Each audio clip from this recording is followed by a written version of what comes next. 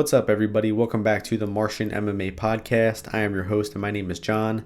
This week, we're going to be analyzing and predicting the Rozenstruik versus Gane card going down tomorrow night, February 27th, 2021. This card only has 10 fights, and it takes place from the UFC Apex in Las Vegas, Nevada, which means it will take place in the small UFC cage. Just a quick recap of last week. I only predicted 6 out of 12 fights correctly on the podcast, but I did have a great week on my official track bets on my Bet MMA tips page. I profited 5 units and won 5 out of 6 of my track bets. That just goes to show that MMA betting is about a lot more than just picking winners and predicting the fights correctly. It's about value. It's about percentages. For instance, last week I picked Draco Rodriguez to win on the podcast, but I bet on Alameen Zahabi, saying that the value was on him, and sure enough, Zahabi came through and won that fight by knockout. So if you're listening to the podcast to tail some bets, don't just tail and bet on who I picked to win the fight as my official prediction. Listen to who I say the value is on, because betting in MMA is not about picking who you think is going to win. It's about betting on who you think the value is on and where the value in the percentages lies. So with that being said, we're going to get into the first fight on this card. It is in the light heavyweight division. We have Dustin Jacoby, who is the minus 180 favorite, versus Maxim Grishin as the plus 155 underdog. I think this line is about right. I'd say Jacoby is the much better striker of the two. I give him a pretty significant distance striking advantage. Grishin isn't a terrible striker. He just tends to have very low volume. He's kind of inconsistent with his offense at times. And when the fight is at distance, I definitely trust Jacoby to be throwing more volume and to be landing more effective strikes. If Grishin wants to win the fight, he's going to have to get the fight in the clinch, to push Jacoby against the cage, to take Jacoby down. And Jacoby hasn't really been tested against good grapplers lately. Of course, he comes from a kickboxing background. He took a long time off of MMA. And we have seen him stuff some takedowns in his past few MMA fights, but we haven't really seen him go against a good grappler. So it's possible that Grishin is able to get him down and out-grapple him here, but I'm not relying on him to do so. I just haven't seen enough grappling consistency from Grishin to trust him to wrestle here effectively. So the pick for me is going to be Jacoby to stuff takedowns and to outstrike Grishin. In terms of money line for this fight, I'd probably say it's Jacoby or pass. I don't think there's much value in Grishin's money line at these odds. I think Grishin can only really win by decision or submission, so maybe look to play some of his props instead. And for Jacoby's props, I like the round 3/decision prop available on FanDuel Betfair, plus 155 for Jacoby to win in round 3 or by decision.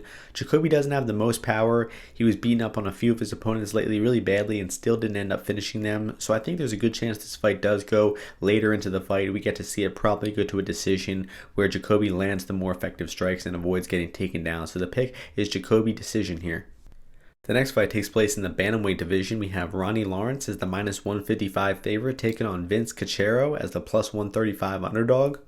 Both these guys are pretty inexperienced. I'd say this is a pretty low-level fight, and I give a grappling advantage to Lawrence, and I give a striking advantage to Cachero. When the fight is on the feet, I think Cachero has the better offense, better technique striking, so I think he will be landing a little bit cleaner, but Lawrence comes forward and he throws volume on the feet. He has really bad boxing defense. He gets lit up with strikes and can't really avoid punches coming at him at all. But he will come at you and try to attempt to throw volume. He trusts his durability, his chin, and he comes forward nonstop. Cachero does have problems with his takedown defense. He was taken down by Garcia just about a year ago, and I think Garcia is a pretty low-level fighter, and the fact that Cachero got taken down and held down by him for 2 minutes I think is a really bad sign. Lawrence looked pretty solid in his past 2 decision victories. He outstruck his opponents for the short time the fight was on the feet. He hit a lot of takedowns. He didn't keep top position for very long. He doesn't have a good top game. His opponents tend to stand up pretty quickly, but he can shoot a high amount of takedowns. It seems like he has a good gas tank, and I think that that's enough of a reason for me to pick Lawrence here. I've seen bad things in terms of takedown defense from Cachero, and I think Lawrence just attempting a lot of takedowns and having a good gas tank is enough for me to rely on him to win here. It's not a confident pick because this is a low-level fight, as I mentioned earlier. So my official pick is going to be Lawrence by decision. He doesn't really do much with his top position, and I think that he will just win by hitting a lot of takedowns and being the more active and aggressive fighter. But a prop for this fight I like is the Cachero knockout prop at plus 900. As I mentioned, Lawrence doesn't really defend strikes well. I think Cachero is the better striker, might have a little more power behind his strikes. So if Lawrence is doing that typical thing he does where he charges in recklessly without much defense, looking to get inside, he might get counterpunched and knocked out here by Cachero. So I like that Cachero knockout prop for a stab. even though I ultimately will be picking Lawrence by decision. And in terms of money line for this fight, I think the line is accurate. I do give Lawrence about 60% chance here, so it's about accurate. I'd say pass on the money line on both sides here and just stab on some props. Maybe Lawrence decision or Cachero knockout. The next fight is in the women's bantamweight division. We have Davis-Mazo as the -208 favorite to Alexis Davis as the +178 underdog. I think this line is a bit wide. The value is on Alexis Davis as the underdog here. Both these women are moving up in weight, and Davis has fought at 135 before, but this is the first time that Mazo has fought at that weight class. In the striking here, I give Mazo a slight advantage. I think she is the better distance and clinch striker, but she's not really good when she's on the back foot. When her opponents pressure her and put up volume, she doesn't really do well. She drops some rounds to JJ Aldridge, to Justine Kish. Mary Miraz was able to defeat her by decision. So Mazo is not a good minute winner, and she kind of relies on those big power strikes in the feet to hurt her opponents, and she doesn't really have consistent volume. So I think that even though Mazo is the better striker, I think Davis will compete on the feet. She's going to push Mazo backwards. What Davis really wants, though, is to get this fight to the floor where she should have a grappling advantage. Davis doesn't have the best takedowns per se, but she is good at catching kicks. She's done that to a few of her opponents recently, Viviana Araujo and Jennifer Maia. And in terms of competition, Alexis Davis is actually getting a really big step down in competition here. She's fought some of the best fighters at the 125-pound weight class and is getting a bit of an easier test here against Mazo. I'm not super confident in Alexis Davis to pull off the victory, but I do think that she will look like the value side. She's very tough on the feet. Even if she's getting outstruck, she will continue to come forward, try to close that distance, and try to get this fight to the floor. And if she can get Mazo on her back, Mazo is really bad at getting off her back, has gotten stuck on her back in guard for a lot of time in the UFC. So I think there's a good chance that if Davis gets her down, that could be the entire round. She might even possibly find a submission on the mat somewhere. So there's no way I could be laying that -200 on Mazo when she's so inconsistent with her volume. She's kind of relying on power shots. She's not really good on the back foot, and she doesn't have good defensive grappling or get up. So I think there's way too many red flags to be betting on Mazo here. So in terms of money line, it is clear dog or pass. I think you got to have some action on Alexis Davis in this fight, even if it's only a half unit. I've been going back and forth on who I'm going to side with my official prediction for this fight, and I think I am going to go with the younger striker in Davis-Mazo, but it's not a confident pick. I think Mazo should be the favorite here. -150 would be appropriate. The maximum would be -170, but where she's at in the -200 range, there's no way you could be betting on Mazo at that price. I highly doubt she justifies that price. So Alexis Davis is the value side here, even though my official prediction is going to be Davis-Mazo by decision. The next fight takes place in the lightweight division. We have Alexander Herandez as the -235 favorite to Thiago Moises as the +200 underdog. I think this line is a bit wide, and Moises is the value side here. I think both these guys have kind of weird market reactions. I think Thiago Moises is pretty consistently underrated in the market, and Alexander Herandez is pretty consistently overrated by bettors. So I think we could be seeing another example of that here. I give Alex Herandez some advantages here, like athleticism, aggression, maybe wrestling, but I don't think he's the better striker, and I don't think he's the better grappler. I think these two are pretty evenly matched wherever the fight goes. So I'm pretty confused about why this line is so wide, putting Alexander Hernandez's chances closer to 70%. I think 60% is more accurate, and the value is all over Moises in this one. Herandez is an effective striker early on in the fight when he's aggressive and he's throwing high output. But later on in the fight, and if the fight stays at distance for long, I'm not really sold on him as a striker. We saw what happened when he fought Francisco Trinaldo. He was very low output, kind of tentative in that fight, and didn't really have many ideas what to do at distance. So if this fight slows down into a striking fight that goes beyond one round, I think Moises is really likely to take over the fight and actually start winning those striking exchanges the longer they go. In terms of grappling for this fight, we have seen Moises get pushed against the cage, taken down, kind of grinded out against the cage against Beneil Dariush, and Herandez might try to replicate a similar game plan, but Dariush is obviously a much better grappler than Herandez. We have seen Herandez show grappling urgency, especially in his OAM fight. That fight was pretty much entirely grappling, back and forth scrambles and exchanges that entire fight. A really fun fight. But with Herandez, I can't really shake the feeling that a lot of his success is based on aggression and athleticism, and I'm not really sold on his fighting skill yet. I think Moises is the more skilled fighter of the two in terms of striking and grappling, so it's really a question of whether Moises can avoid that early storm, avoid getting knocked out from Herandez in round one, and take it into the later rounds where he can slow Herandez down, get the fight to play out a little more, and maybe get the fight going his way. So I like Moises' chances here. The current odds have his chances at 33%. I think they should be closer to 37, 40%, somewhere in that range. I do agree with Alexander Hernandez being a slight favorite here, but I can't put him quite over that minus 200 range. I think that's a bit wide. So the value is on Moises. In terms of an official prediction, I'm going to go with Alexander Hernandez to use his athleticism, his higher output, his power, to edge a close decision here. It's not a confident pick though, because as I mentioned, if this gets out of round one, I really like Moises' chances to take over the fight in the later two rounds. So I'm expecting a close decision on either end here. I'm going to go with Herandez as an official pick, but at plus 200, the value is all over Moises here. The next fight takes place in the featherweight division. We have Alex Caceres as the minus 180 favorite versus Kevin Croom, who is the plus 155 underdog. I honestly think this line could be favored or pass. I'm kind of confused about all the people betting Kevin Croom this week. He's been a pretty popular underdog, and I just don't see it, honestly. I think Alex Caceres is the better fighter everywhere, better striker, better grappler. He's fought in the better competition. I think Caceres' cardio is better. I really don't give a single advantage to Kevin Croom here. If this fight happened a few months ago and Croom didn't have that quick finish over Roosevelt Roberts, we would probably be looking at him as a plus 250 underdog here, and I don't really put much stock in him having a 30-second knockout or submission over Roosevelt Roberts in that fight, so I think the market is kind of being swayed by that performance when it really shouldn't. Croom is going to be looking to get inside, close distance, maybe get a takedown or a back take at some point.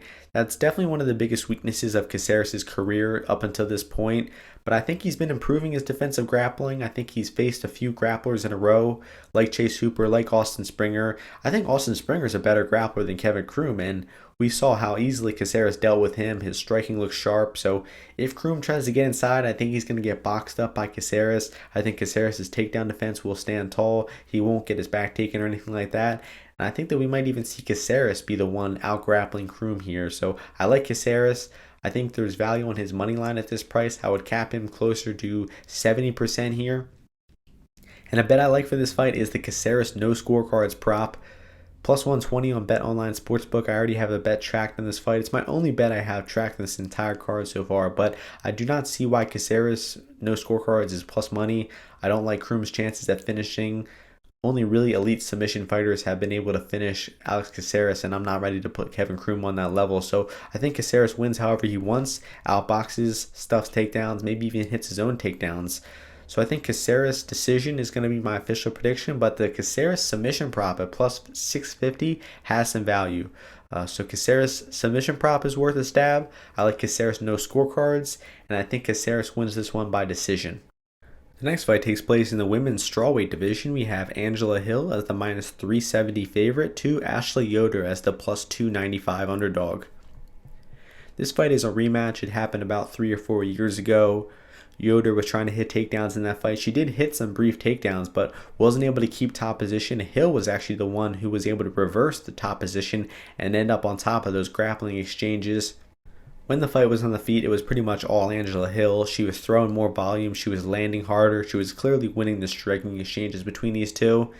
And that's real bad news for Ashley Yoder, because I think that Angela Hill's striking and her grappling defense have gotten better since then. So I think Yoder's chances of hitting takedowns are even less in this fight. I don't think she's going to keep Hill on her back. And I think that Hill has an even bigger striking advantage than she did the first time they fought. So I think this is a really bad matchup for Ashley Yoder. It is still women's MMA after all, though, so we might be in for a close decision. So Yoder decision at plus 500 might be worth a small stab. Maybe Ashley Yoder can keep Hill down for longer than she did the first time, but I don't like the chances of that happening. Hill's takedown defense was actually looking much improved versus Claudia Gadelha. She actually escaped side control from Claudia Gadelha in round 1. So I think even if she gets put on bottom, she will work her way back up to the feet and continue outstriking and outlanding Ashley Yoder at range here. So I'd say that Angela Hill at 75% is pretty warranted. I don't knock a stab on Yoder decision prop, but ultimately I do expect Hill to win this decision pretty decisively. I think there's a good chance we might even see Hill really run away with the fight in rounds 2 and 3, pour on some volume. So Hill, round 2, round 3 knockout props might be worth a stab. Hill throws a lot of elbows. She does good work in the clinch. We might see that clinch work add up, maybe a cut stoppage or somewhere along the line. And if Hill fights to her full potential, I think that she could pour it on and find a late finish here. So maybe stab on those late knockout props, but official pick is going to be Angela Hill 30-27. The next fight takes place in the bantamweight division. We have Jacoby-Rivera as the minus 145 favorite, taking on Pedro Munhoz as the plus 125 underdog. This fight is a rematch. The first fight happened about 5 years ago, and it was an incredible fight. I recommend going back and rewatching it if you haven't done so lately. Rivera was outboxing Munhoz in round 1. Munhoz did well coming back in rounds 2 and 3, had some moments of success, but was ultimately still outboxed by Rivera. I thought Rivera won rounds 1 and 3 of that fight pretty clearly for a decision, even though it was a split decision. And these guys were both landing clean on one another. They were both rocked at certain points from punches. Really looking forward to this rematch. It should be an awesome fight. Both guys have improved over the past 5 years, so it should be an even better fight than the first time. But I ultimately see the result being pretty similar, and that being Jacoby-Rivera outboxing Munhoz here, likely to a decision. I think the Jacoby-Rivera knockout prop is worth a stab. I think it's like plus 1,000, plus 900, something like that. Considering how much damage Munhoz has taken in his recent fights, Munhoz is kind of defensively lazy, kind of trusts his chin and his durability at times. And Rivera was outboxing Munhoz the first fight. He rocked Munhoz at times. So I think Rivera knockout plus 900 is worth a stab, no question.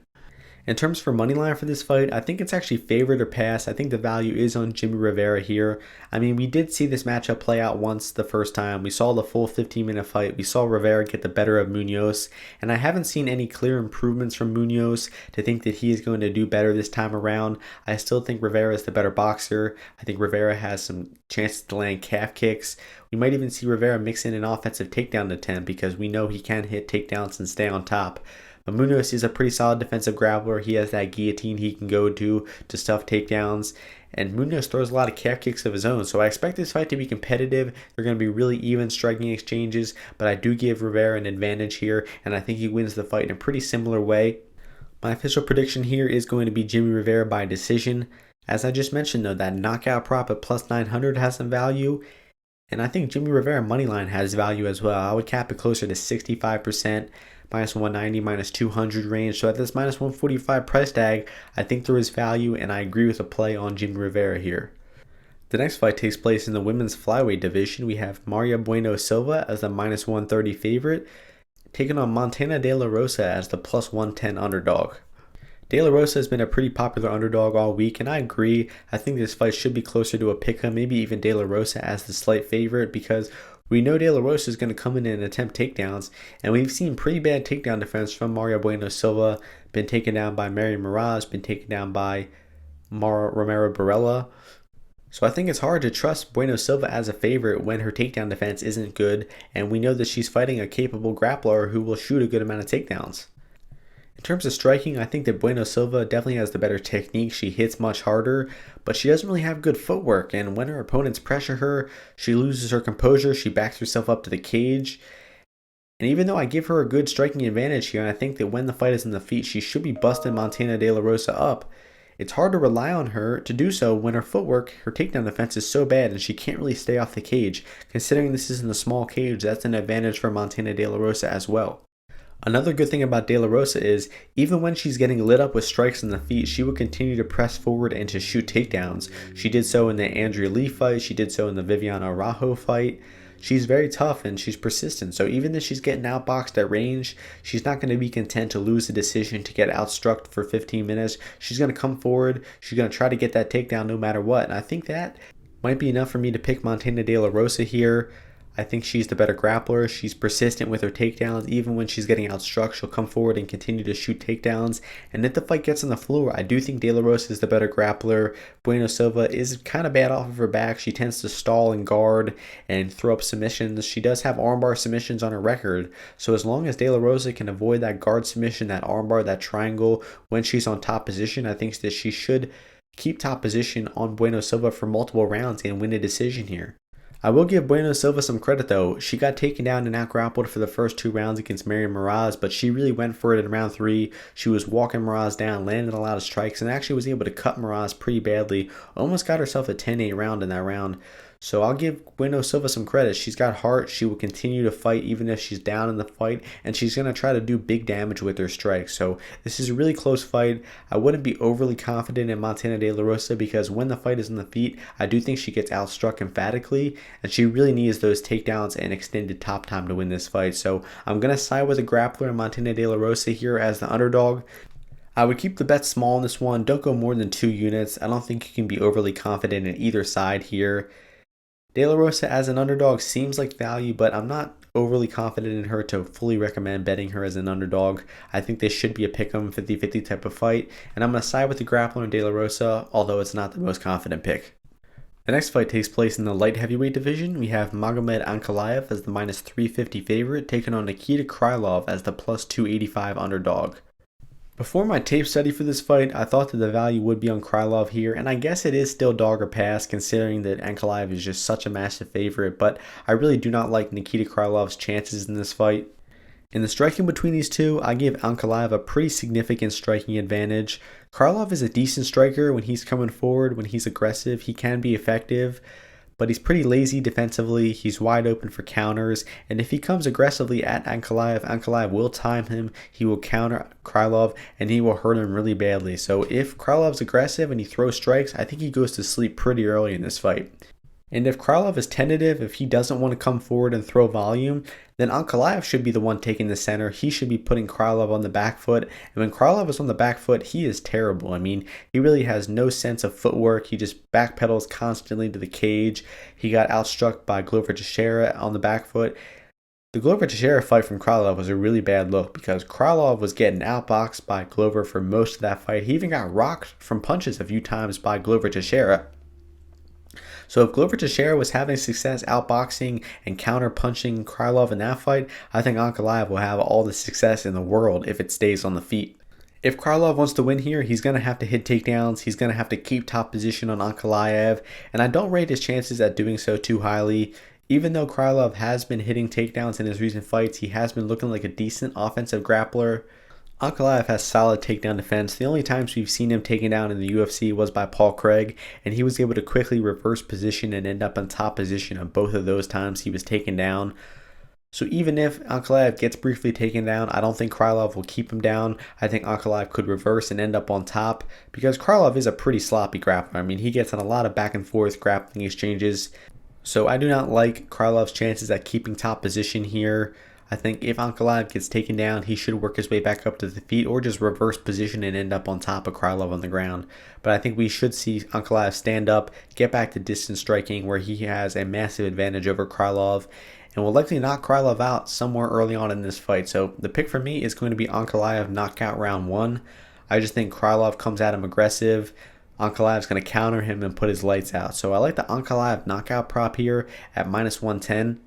Minus 110 means implied probability of 52%, and his money line is 77%. So that means there's a 25% chance of a decision or submission for Ankalaev. I disagree with that. I think the chances of that happening are lower.